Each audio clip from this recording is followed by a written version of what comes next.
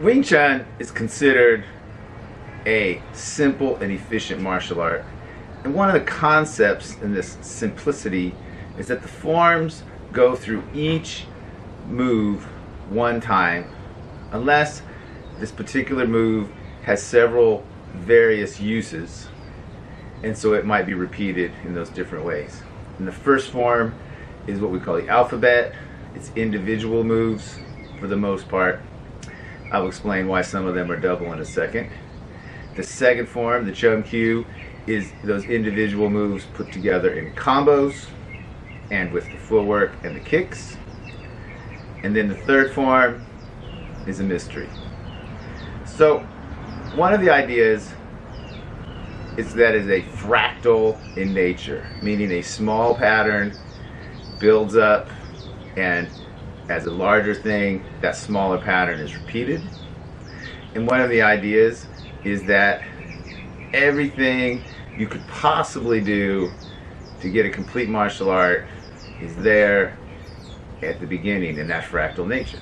So if you take the first move of the Sunim Tao, it has a cross Tan Sau, a splitting hand, and the second move is punch, punch. So if you put those two together, you can have a very basic martial art, which I've covered before.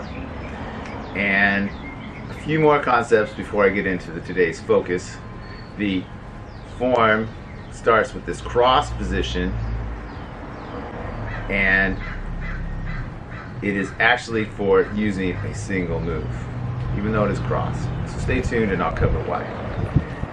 My theme for today is this idea that each of us do that first part of the form slightly different. You have the traditional Wing Chun people, you have the VTK people, and you have the WT people. I'm not going to cover traditional Wing Chun.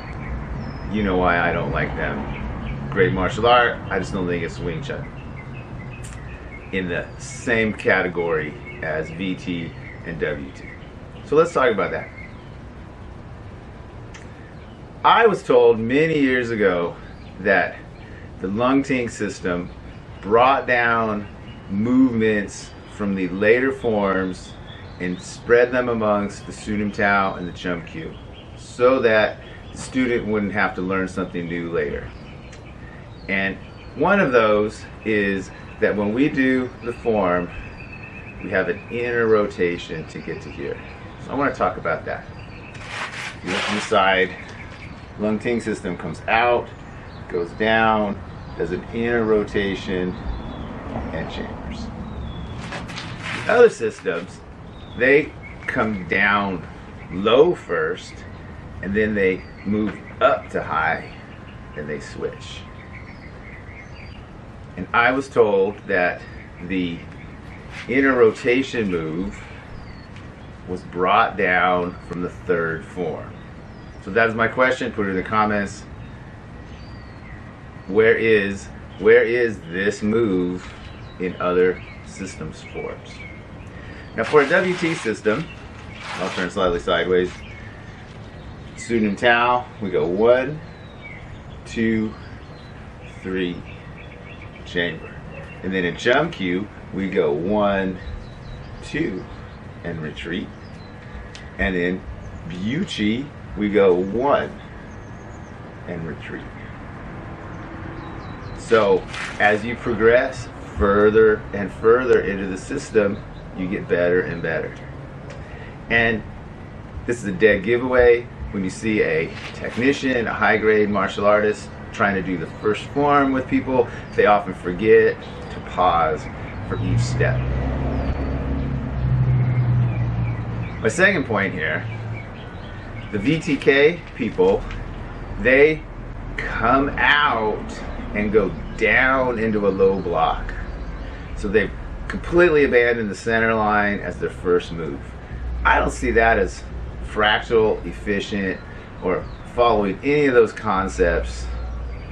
Their first move is down here, very hard for me to get why they don't come out on the center line first and then go down.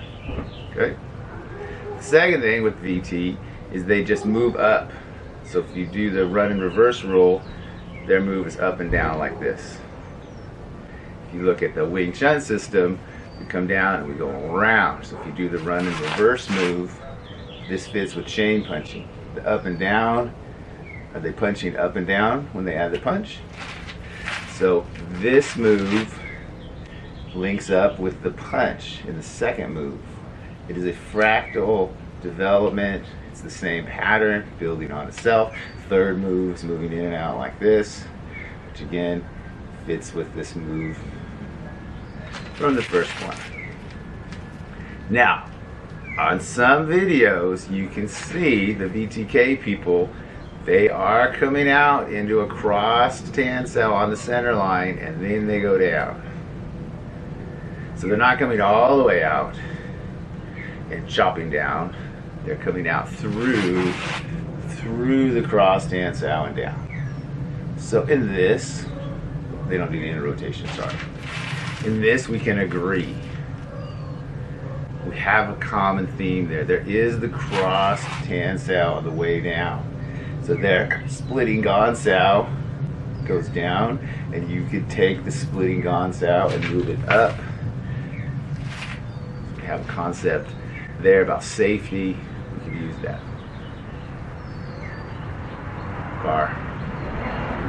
At the end of the Sunim Tao in the WT system, we send the arm out that way. We clear it 3 times, and we punch 3 times. So at the end of the Sunim Tao, we have the outward, the one that they start with. We have that at the end.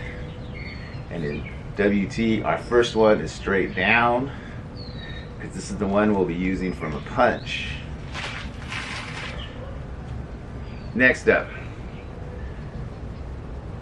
the arms are linked together in this first move as a training motif to keep us on the proper, to keep the wrist on the center line.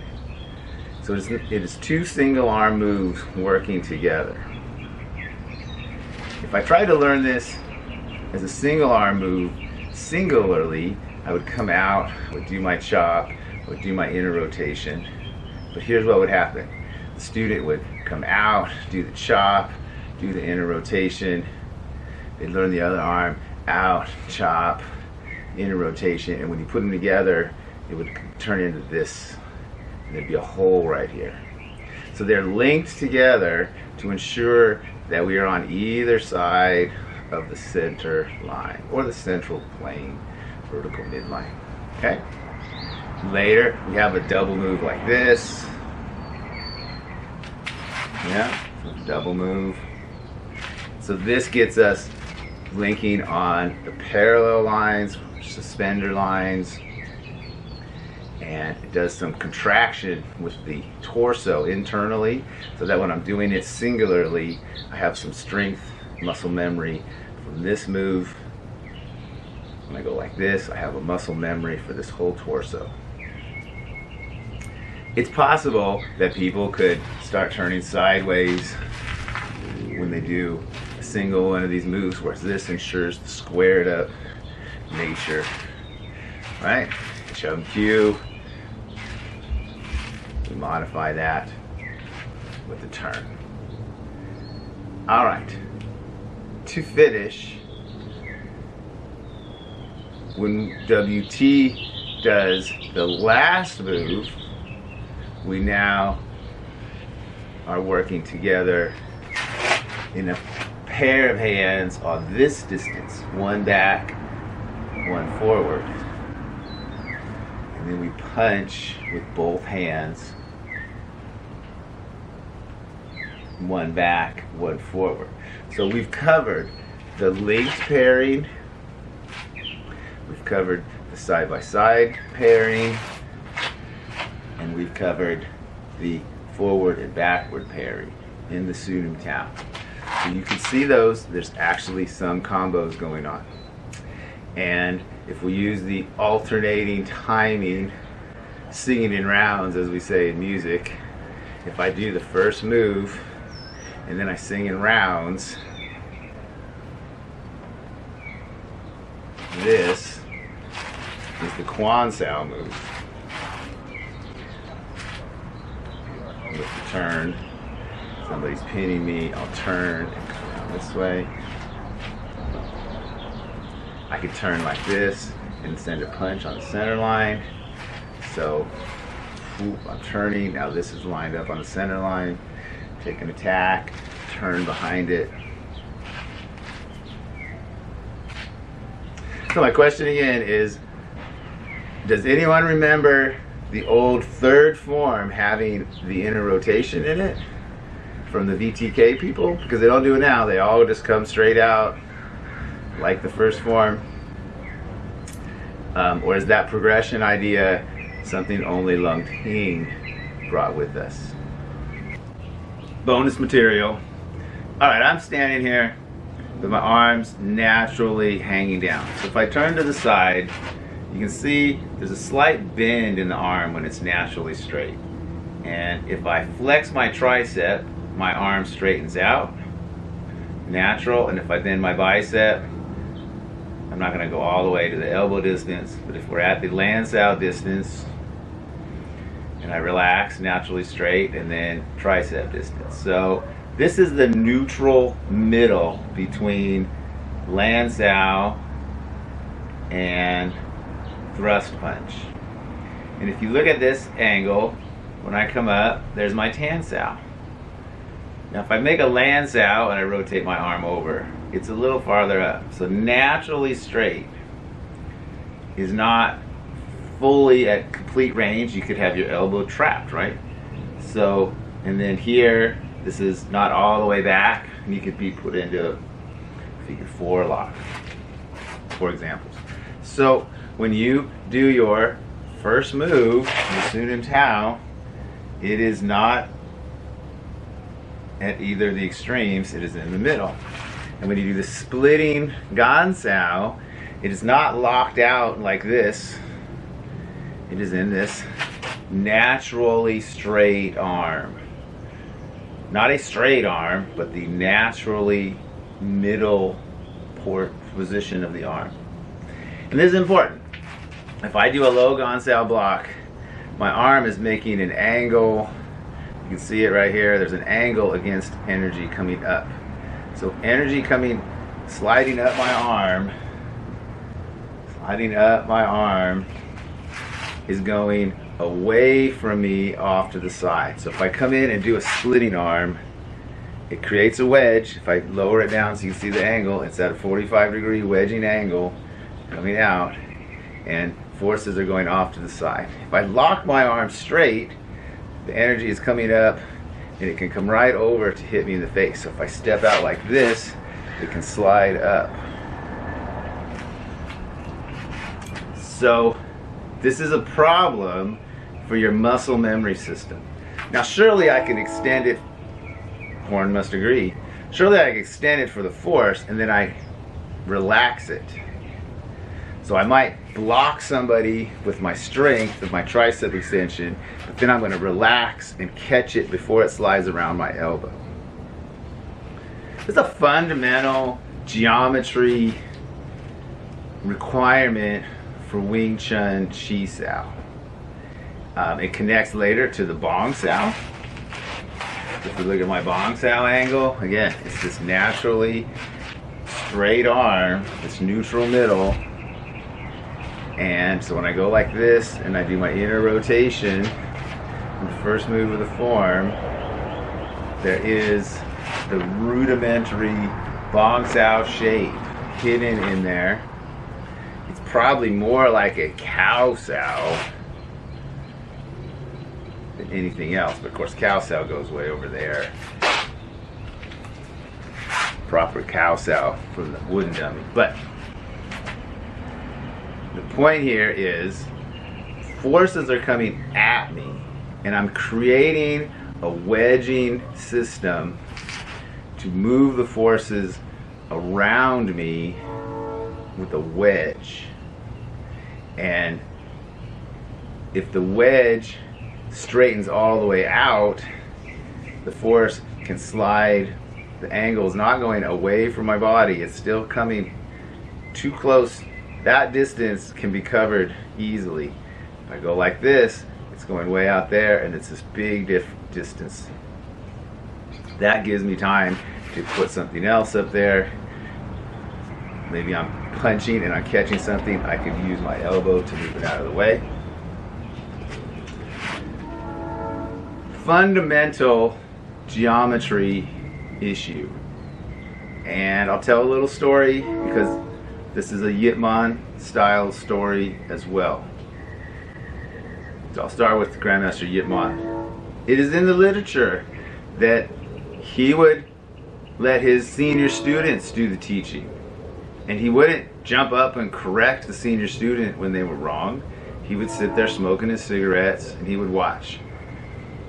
Maybe, we're going to assume, he would correct his private students. He might say, hey, in class they said something like this, but it should really be that. That's what a lot of us do as teachers anyway. It's a reasonable assumption. But it's in the literature that he would give a lesson and then the students would do it, and he wouldn't give corrections to the students who were doing it wrong. All of us modern instructors, it's actually a problem with modern instructors that they don't let the students struggle through it enough. They're just out there, no, like this, and the student tries it. Of course the student's going to do it slightly wrong. It's the first time they've ever done it, and we as bad instructors keep telling them the lesson over and over and over in class. That is not traditional Chinese. They give the lesson, they watch the students, and the two students that do it the best become their favorites, and they're going to get all the attention. And the students that don't get it right with one instruction, you're not going to survive. We don't have a lot of time here. It's part of the Confucian scholarship system, and this is how they selected for the best. So this is a tradition in Chinese martial arts, and it's in the literature that Grandmaster Yip Man would not correct students. He would let them do it wrong. And I've even been told that if a student asks a question like this, Sifu, am I doing this right? Sifu would say, yes, you are. And the student would be all happy, even if it was wrong. You know, we would consider that dishonest and not part of our teachers' ethics in the modern world, but the Confucian system didn't like the student asking, am I right? Not asking the question properly. So, Grandmaster Lung Ting used to come to the USA every October. I would go visit him, sometimes twice, LA and San Francisco, and people were locking out this move, and he corrected them. And the next time he came around, they were locking out this move and not pausing like this. And he was upset when he corrected them. And then here comes my student. And then the third time I saw it, he was disgusted, shaking his head. Did I not correct this for the last 3 years? And I still see people doing it wrong. So if you like that, don't forget to like and subscribe. What's up, Todai?